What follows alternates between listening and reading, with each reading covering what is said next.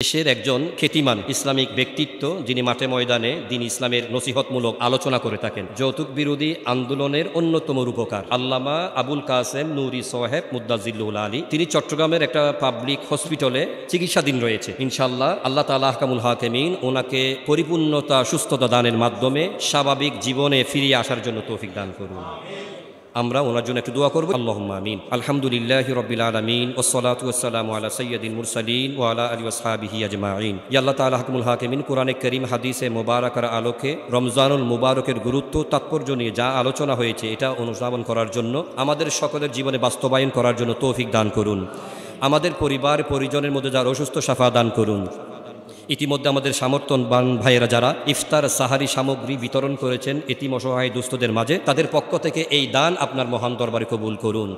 আমাদের পরিবার পরিজনের মধ্যে যারা অসুস্থ আপনি শাফা দান করুন। আল্লামা সদ্দাবাজন আলেমে দ্বীন আবুল কাসেম নুরি সাহেব হুজুর অসুস্থ, ওনাকে শারীরিক সুস্থতা দান করুন। ওনার হায়াতের মধ্যে লক্ষ কোটি বরকত দান করুন। স্বাভাবিক সুস্থতার মাধ্যমে আবার মাঠে ময়দানে ইসলামের খেদমত আঞ্জাম দেওয়ার জন্য তৌফিক দান করুন। ওয়াসাল্লাল্লাহু তাআলা আলা খাইরি খালকি ওয়া নূরি আরশিহি সাইয়্যিদিনা মাওলানা মুহাম্মদ ওয়া আলিহি ওয়া সাহবিহি আজমাইন ওয়ারহামনা বিরহমাতিকা ইয়া আরহামার রাহিমিন। সবাইকে ধন্যবাদ।